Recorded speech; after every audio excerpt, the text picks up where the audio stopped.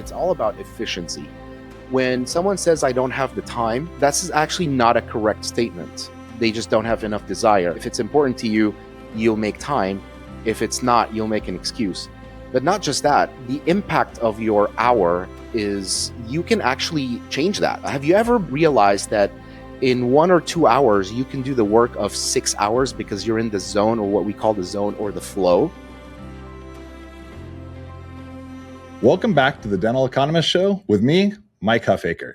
Today, I'm joined by Dr. Tarek Aly, periodontist, dental entrepreneur, DSO builder, and partner COO at Guardian Dentistry Partners, partner at Modern Smiles Dental Group, and Community Dental Partners. Tarek has authored 3 publications and currently is in process of writing his 4th, focusing on the management of dental practices and DSOs. Welcome to the show, Dr. Aly. How are you? I am fabulous, Mike. Thank you so much for your time and being on this amazing podcast. Yeah, absolutely. Well, I know one thing about how you're doing. You're busy. You've got a lot going on. To start, can you share a little bit about your journey from becoming a dentist to becoming an entrepreneur and what that has entailed? I started by having Egyptian parents. And if you know anything about Egyptian parents, you don't negotiate with them. So if they say you're going to be a doctor, you're going to be a doctor, right? There's no other options.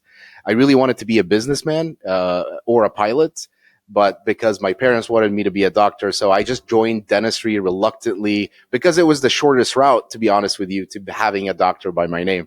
And then I fell in love with it, but I still had that love for business in general. So after I became a periodontist, I worked as a periodontist for a year. I worked as a general dentist first and then a periodontist for a year. And then I thought, why not? Let me get an MBA. I learned so much about the business aspect of running a healthcare. And I married both the business side and the clinical side. And that's how I started. So our VP of marketing at Planet DDS, his name's Mehmet. And before we got on this call, he's from Turkey.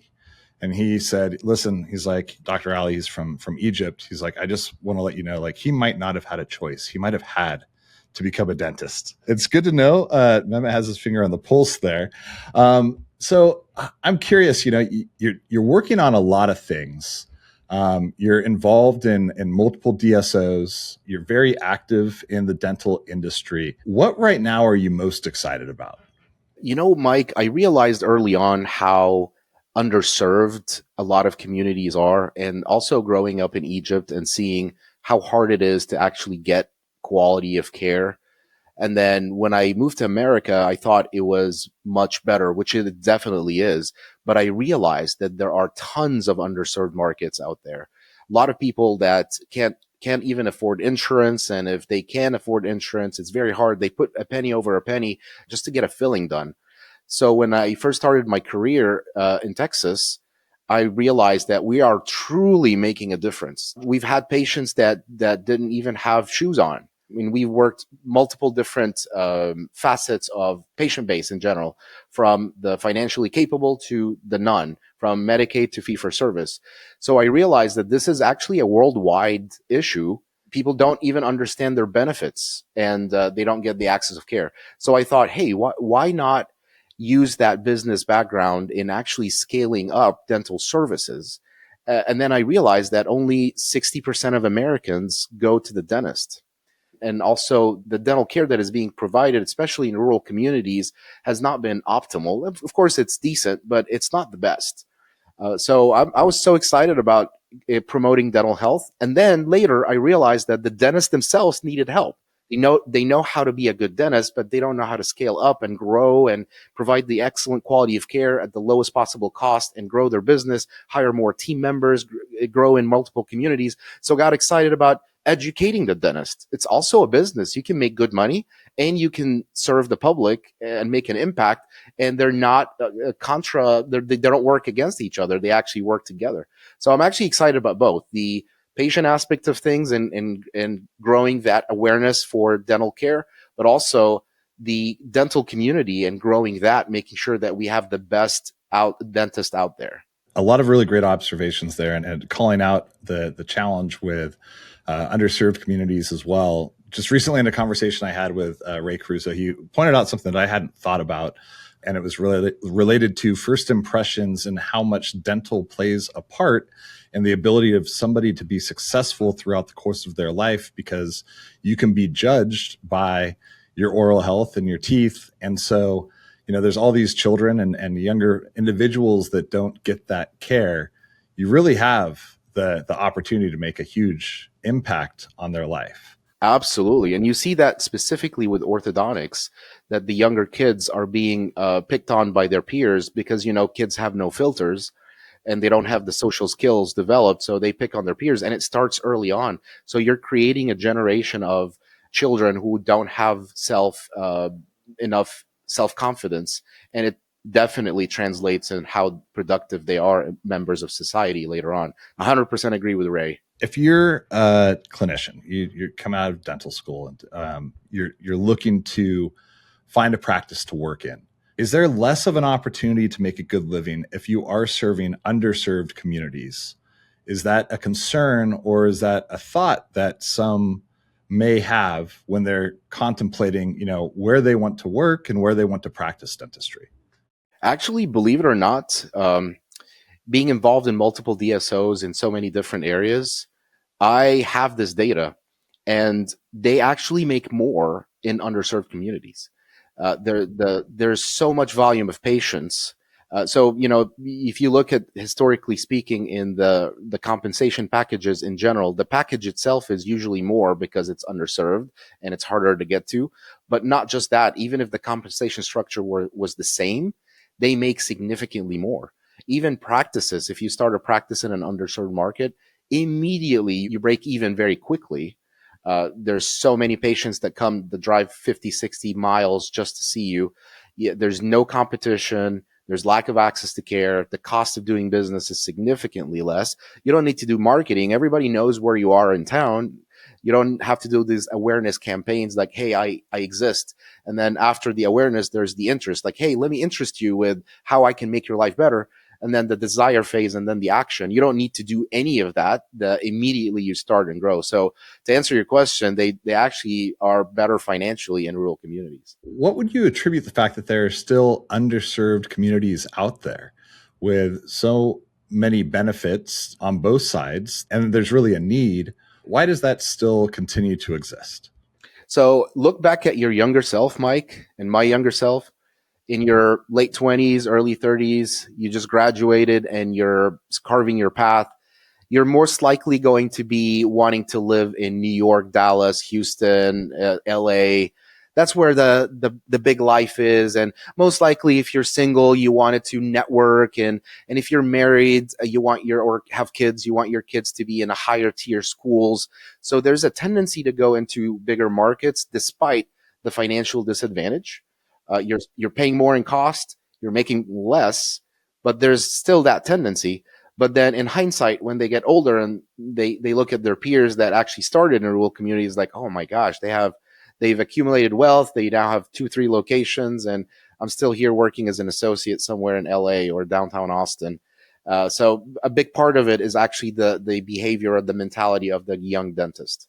I'm curious, as somebody that has experience doing this, what is it like to manage multiple DSOs? Like, how do you know? And maybe this is a bigger question just about your entrepreneurship in general. How do you know where to focus your time, and how do you kind of structure your weeks? So it started with I wanted to create systems and processes that actually do the work instead of you spending time in it. It's all about efficiency.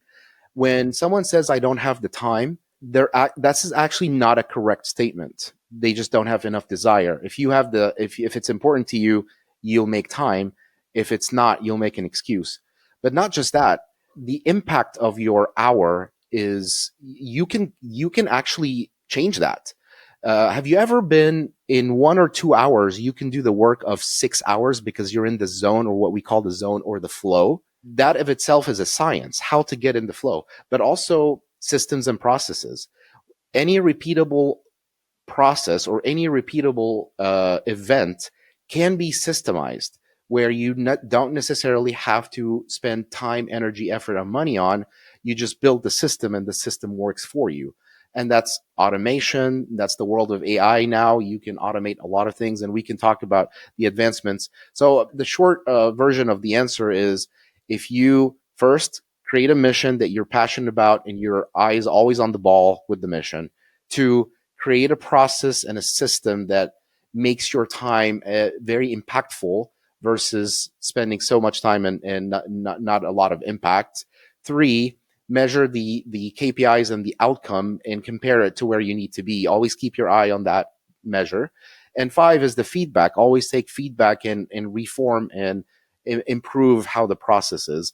And believe it or not, you can do almost double or triple what you're doing today with the right approach. You just mentioned KPIs, and that's always a really hot button topic. Every dental conference I go to has a session on KPIs. There's a lot of viewpoints on, what those North Star metrics should be, what's most important to measure. And I think what often gets left out is, what do you do with the data? How do you act upon the information, even if you know the KPIs, which I think also is a struggle for many. If you could distill down, look, you're an emerging group, you're just launching, you've got a handful of practices, here's what you need to make sure that you know in order to grow, what would that guidance be? How many times have you looked at an organization that they're not tracking their KPIs? It's definitely sad. Why would you drive a car without looking at your gauges? You could be out of gas and you had no idea. If I'm a pilot, would you fly with me if I'm not looking at my gauges? Absolutely not. I wouldn't. Why would we run our businesses not looking at our gauges? So understanding the importance of them is the step one. After step one, okay, well, there's a reason there's a K in the KPI. There's at least 1,000 PIs we can track, but you have to be focused on what is the key performance indicators. And it starts with defining them into buckets. The first one is strategic, the big picture. What markets do I want to serve? What's the patient milestones do I want to have? What's my exit strategy if I want to exit? What, maybe I have a net worth kind of KPI, strategic, big picture, right? And then the operations KPIs. And the operations KPIs, they can also sit in buckets. HR KPIs, you want to track staff efficiency metric, you want to track retention rates. There is marketing KPIs. Well, obviously you want to track your new patients. Obviously, you want to track the cost of acquisition of new patients, and you want to track the lifetime value of the patient. There is procurement KPIs, supplies percentage, and things like that. There is revenue cycle management KPIs, collections percentage, adjustments percentage, whether they are positive or negative adjustments, credit or debit adjustments. You want to track DSO, or days of sales outstanding. You want to track aging, whether it's 30, 60, and 90. So there's a lot of them. We can talk for hours, but depending on the stage of your business cycle, where you are right now, and also what's important to be impactful. So, and then of course the financial KPIs and all that stuff, we can talk about it for hours. So to answer your question is, you have to go back to your playbook. What is really important to move the needle in my business? And then once you laser focus on that, the top 5 or top 10 playbook items, and then find what are the KPIs associated with them and what needs to happen to move the needle on each one of them. And of course, each individual practice is different, or each individual business is different. So you're somebody who I would consider really has their finger on the pulse of the industry. I'm curious, as we've finished Q1 of 2024, from your perspective, what's the sentiment out there? Are people feeling good about things? Are they thinking that they're doing well? Is it really a mixed bag? Is there some concern? What are your thoughts? I am a very optimistic guy, and I always look at the bright side. So I'm a little bit biased in the optimism world, but I'll tell you, I'll try to not to be optimistic and be realistic. Remember, we are in healthcare. Healthcare is one of those that always stand the test of time and is not very sensitive to market fluctuations.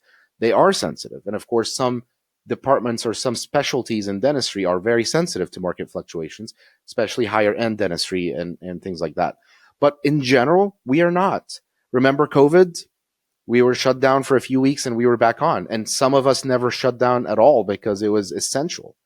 So regardless, we're not elastic to the market demands. We are to some extent. So generally speaking, it's heading in the right direction.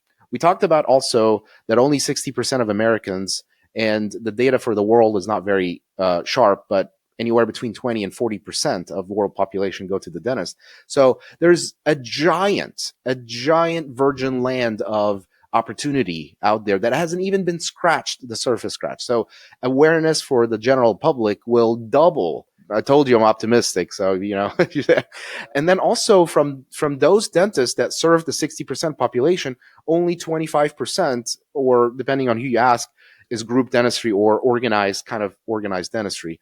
So there's like giant opportunity out there.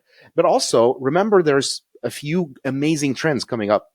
Technological advancements. So you have digital dentistry, you have teledentistry coming up strong. You have AI and imaging and AI technologies coming up strong. There's demographic trends. There's aging population that need dental work, that didn't have the dental needs done when they were younger. That's going to increase demands.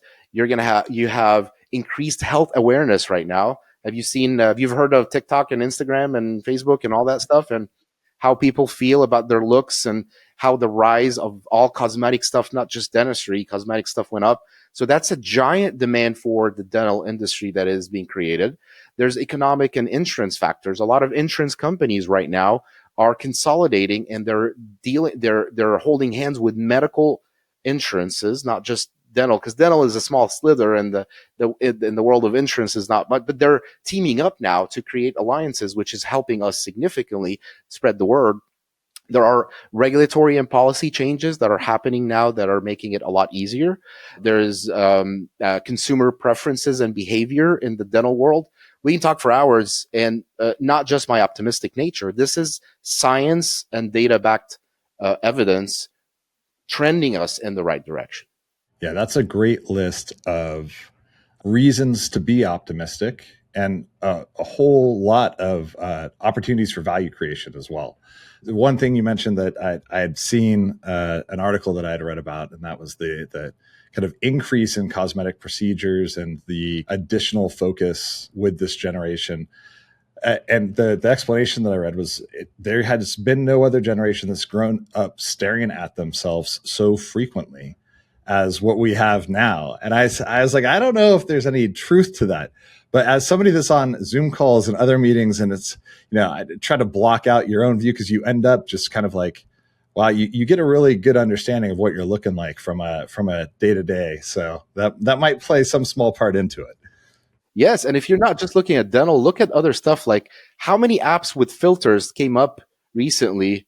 How many there was this episode on Shark Tank where this lady had this idea of a slimming mirror. She's selling a mirror that makes you look slimmer.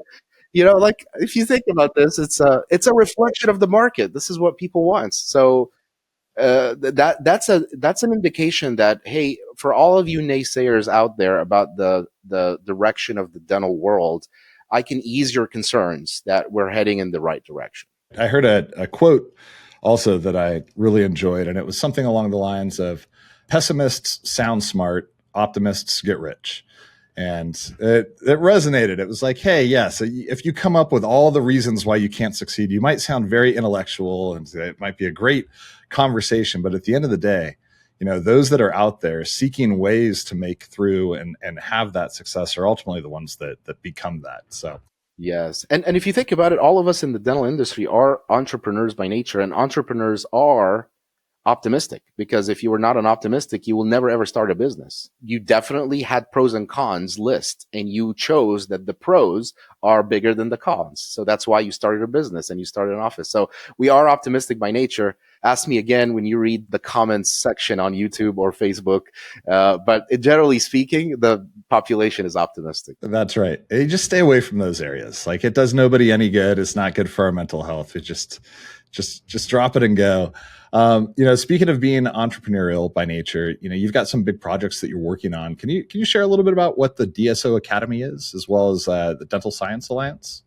Yes. So I'm working on this giant project that I've been working on for years, and it's definitely a lot bigger than I thought it would be.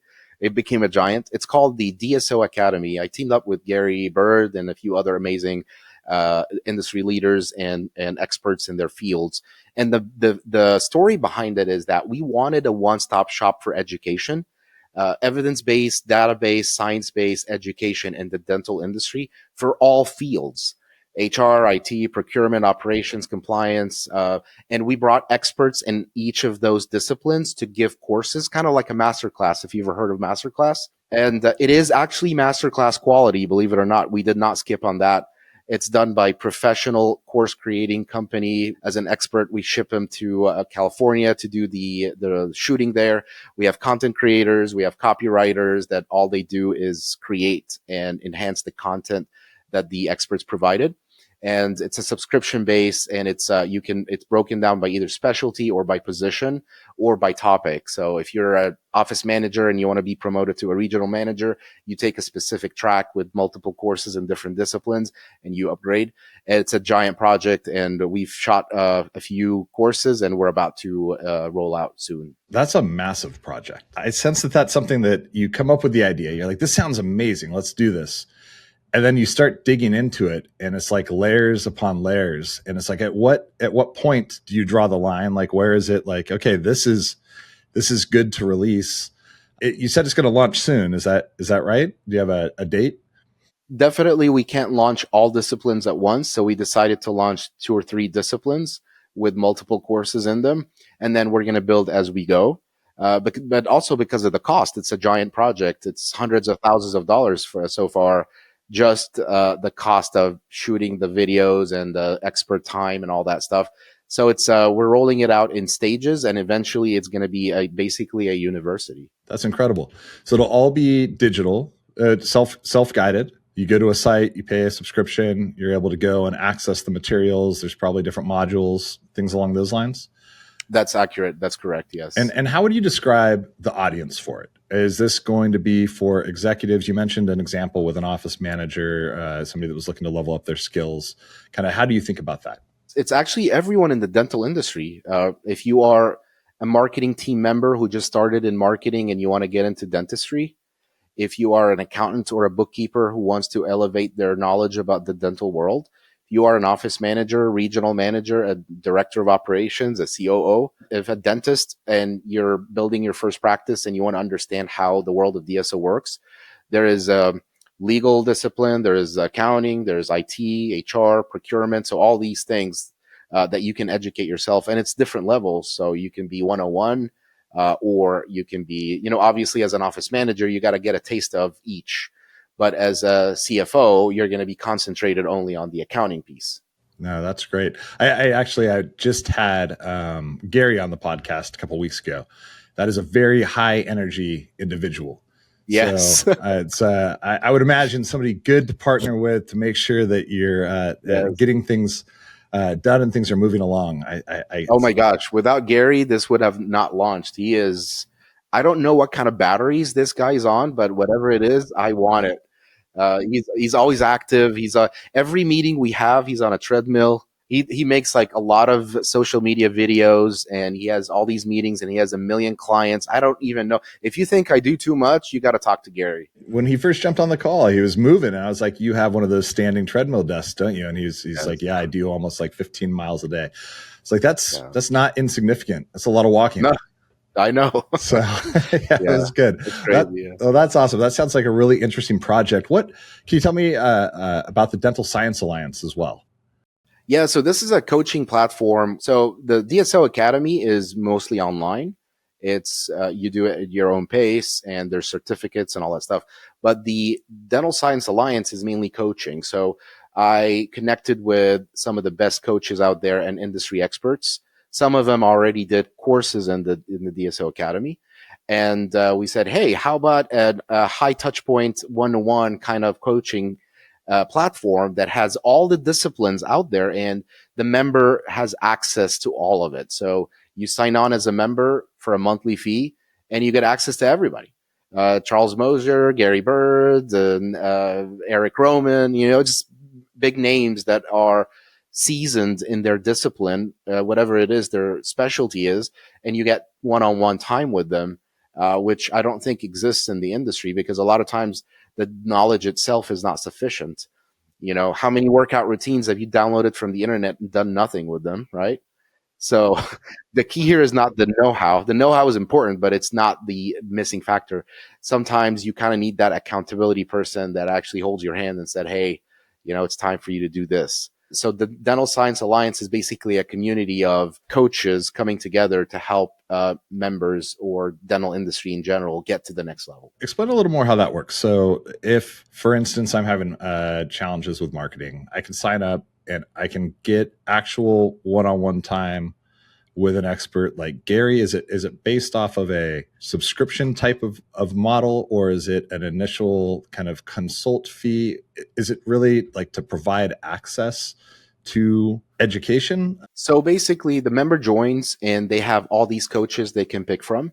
So you have an issue with marketing, but I'm sure you also have something in accounting, and there's definitely something in operations, and you have a question in HR that may come up next month. So you have access to this calendar of coaches, and you put yourself on the calendar, all included in the membership, as many times as you want, as long as they have booking available. And that's it. You have access to all disciplines, and it's not just you. You can actually have your team member as well. So if it's a discipline or a department that you're not heavily in touch with and your regional manager needs to ask the question, so be it. With the same membership, they can also have access to the operations coach. Got it. And so I would imagine to scale at some point, you're going to need to have a pretty broad assortment of coaches available. Ideally, there's going to be significant demand for this. You'll have a number of people that want to take part in the service. Obviously, you can't have the same person be booked over and over and over. Most individuals that really impacted schedule already. What's kind of the long-term vision for what that ultimately ends up looking like? Yeah, you scale it in both ways. So if you're scaling up in the members, you're scaling up in the coaches as well. So you don't necessarily have to have one coach in marketing. You could have multiple, and they post their availability on the platform, and you as a member, you select whoever you want to see or meet with, and that's how it works. And of course, all of them are top quality coaches. They have a rating system where at the end of the coaching session, in every session, you rate your coach. There's notes. So if there's exchange of coaches, everyone knows exactly what was talked about. The sessions were transcribed, so it's easy to follow through.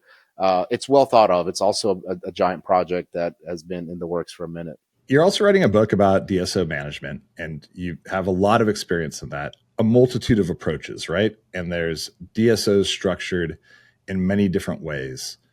When you're providing management or coaching, you must have your view of what the right approach is. And when I say like many different ways, it could be, I spoke with somebody that their practices are open from 8 a.m. to 8 p.m. every day, which is unusual. Well, like most groups do not have hours like that. I've spoken with groups that are open on Sundays as well as 7 days a week type organizations. Some look to centralize all of their technology and make sure that every office uses the same. Some don't have that same kind of mission. Others want to do call centers. Others want to have centralized billing offices. Others want the billing to remain within the individual practices. I could go on and on and on about all the different kind of variations of how you structure. Do you have kind of like a high level view of what you think the best approach is? Or when you're trying to coach or manage, or you're writing a book on how to manage a DSO, is part of that having flexibility and being open to the fact that there may be different paths that work out best for you? Absolutely. And if you think about it, it looks like the bullseye, the target sign, the bullseye. The inner circle are the must-haves for a successful business, that regardless of what your size is, what your specialty, who you're serving, you're going to have those, the core values, right? And then the circle after is the circle that could have some variations. They're good to have.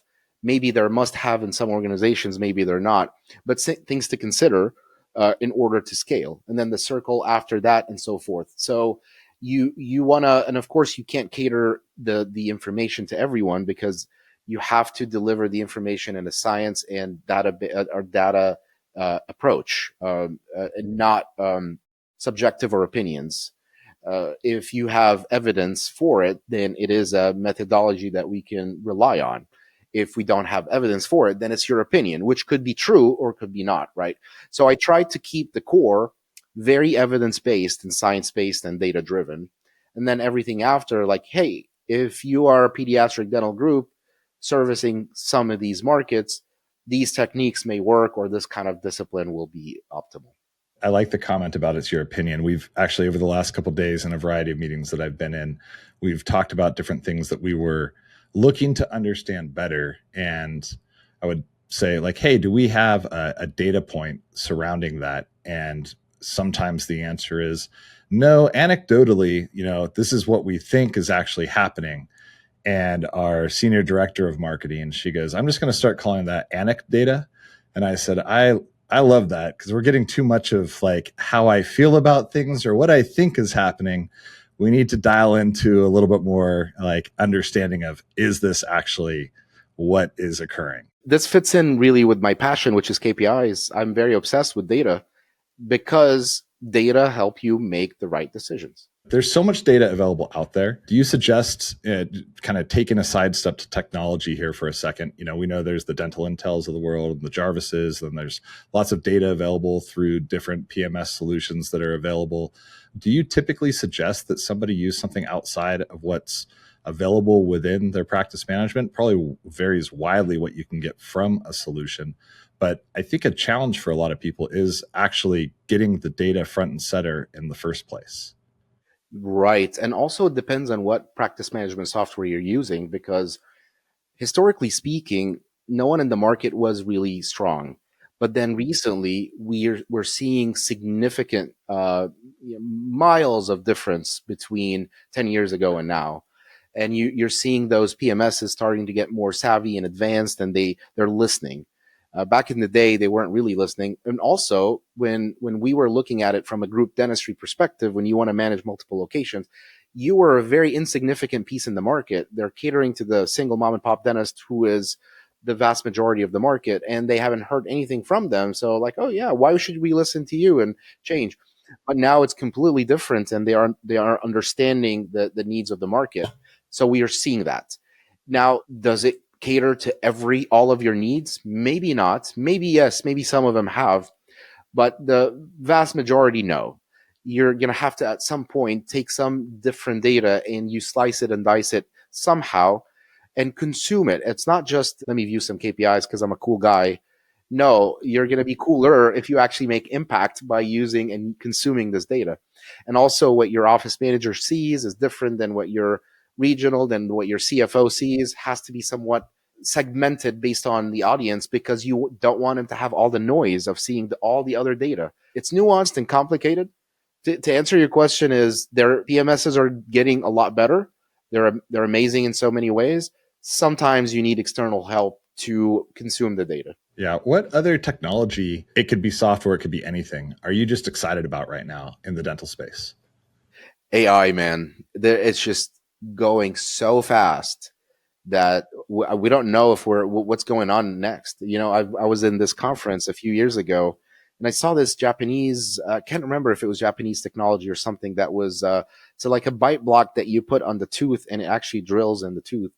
And it does the whole work. It does the scan. It's crazy. Can't remember. I actually tried to go back to find out what company was that, but I can't find it. But imagine this at a scale, or imagine something where AI now is connecting with X-rays and diagnosing it and help you diagnose, and then utilizing this data to do a differential diagnosis and analysis on what needs to be done. And then there's some sort of a tool we've seen in medical now. They have the Da Vinci and a few other devices that remotely a surgeon can work on stuff. What is coming?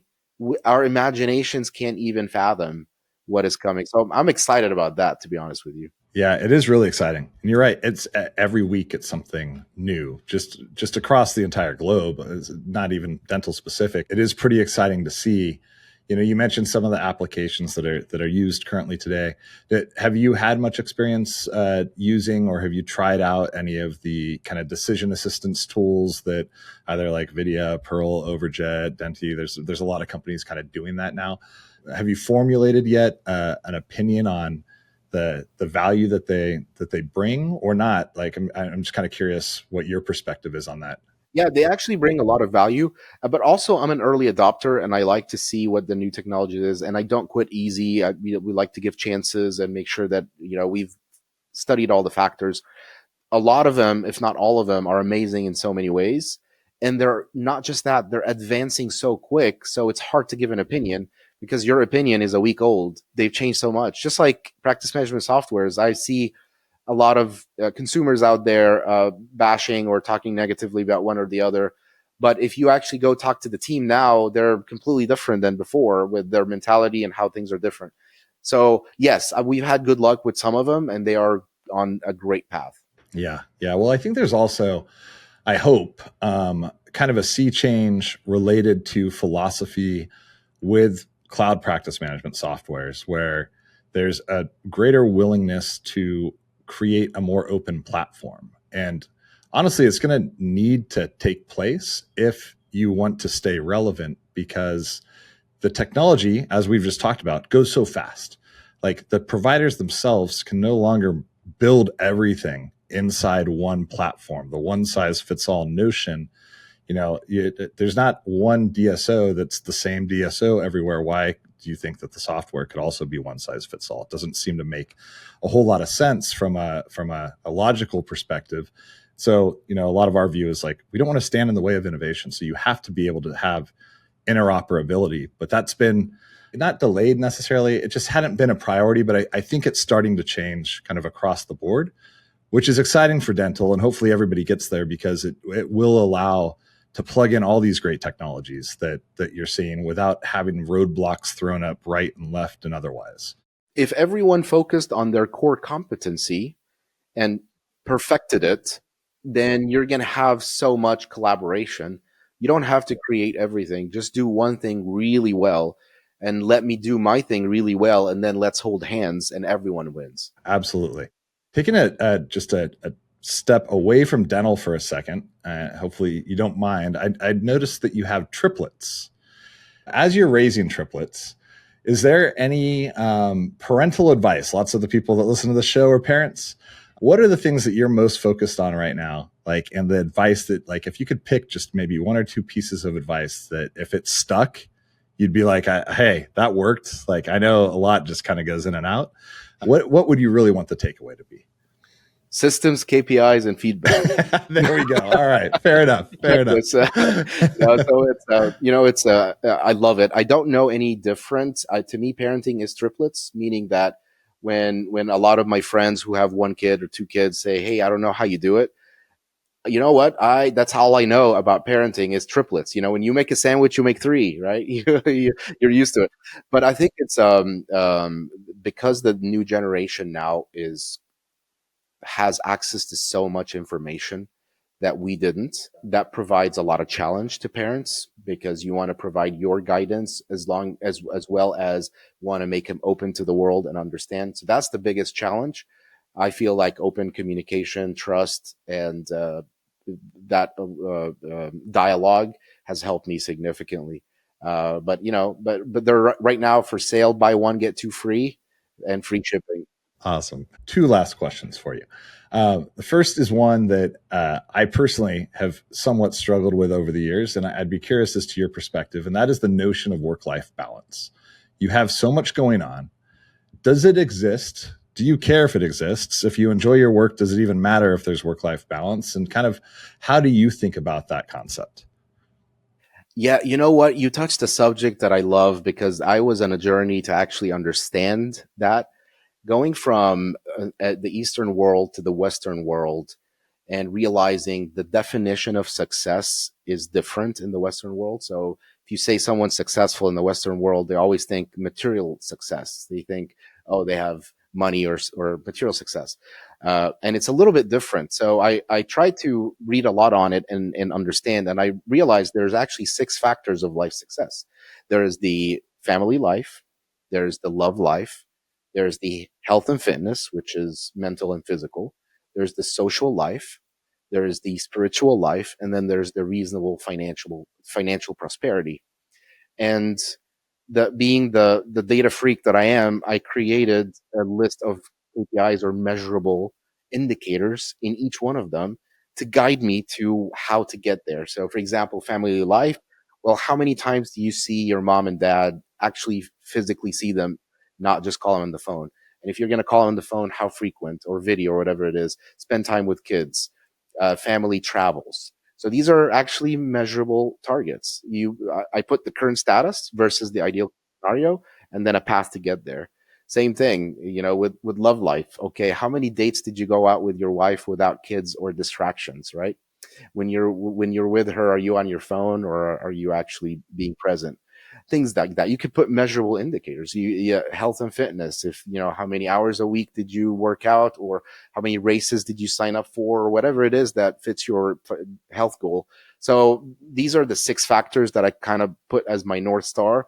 And given the freak I am about the data points, that's what I did. I wouldn't say freak. I would say it's just incredibly intentional on a level that most people don't get to, because it's a lot of work also to even like put down on paper what you anticipate or what you believe to be that North Star of where you're looking to go. So you kind of have defined for yourself each of those areas, what is the balance that you seek that will kind of fill into the relationship that you have with your wife and your other interpersonal relationships while still keeping you healthy and doing all the things that you enjoy.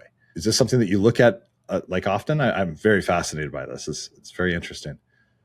Statistically speaking, those who actually put goals are more likely to achieve them. It's kind of like, let's say you want to run a marathon, or you want to lose weight, or whatever it is, a goal. Those who actually put a mission, a goal, a number, are those who got, even if they didn't achieve it, but they got super close. So I thought, okay, well, if my relationship with my parents is not as good because I live thousands of miles away, how can I make that better? So my current status sucks. My ideal case scenario is I'm with them 24/7. It's not super ideal, but let's say, a target, right? Then how do I get there? So that's why I thought you have to put a goal in order to achieve it. So last question. I can tell that a core focus of yours is always growing. Like you're always exploring new things and working on different things. Where do you go to learn? Do you have any books, any podcasts? It could be anything, but I'd just be curious as to like your perspective on that. So the learning is a very vast topic, and there's so many facets of learning. I start first with what is it that I want to learn, right? The goal. And if it's career, I typically go first to the unexpected, which is networking. I learned so much from those who were took the steps before me, and that's golden, because they tell you exactly what happened, what not to do. If that's not available in your world, which I think it is now very available, you can reach out to anybody. In my beginning of my career, I started actually emailing and texting DSOs, much bigger DSOs, about questions and revenue cycle management and things like that. And they said, come on board. Let's, it was completely free. And they were so open. I was very surprised. So that's the first thing I do, is networking and wise ones and smart ones. And then if that's not available, usually books are very good guidance, but they are more general than specific. They're more of like, in that general topic, how can you get better? So it needs a little more in depth. And then of course, podcasts or specific topics that you can look at, whether it's a YouTube video or something that tells you specifically how to tackle this specific item, that helps significantly. And of course, without a coach, I think everyone has to have coaches. It's the accountability piece more than the information. If I meet with you every week and I'm accountable to you by getting something done, regardless whether you are the one giving me the information or not, I know I'm meeting you, and I know I'm going to look bad, so I need to get better. So coaching helps significantly as well. Dr. Aly, thank you so much for joining. I really, really appreciated the conversation. Thank you. It was a pleasure. I appreciate you, Mike. The Dental Economist Show is brought to you by Planet DDS. To find out more about how cloud-based dental software by Planet DDS helps unleash dentists and their staff to focus on patient care, visit www.planetdds.com. Stay tuned for upcoming episodes by following wherever you listen to podcasts. Thanks for listening.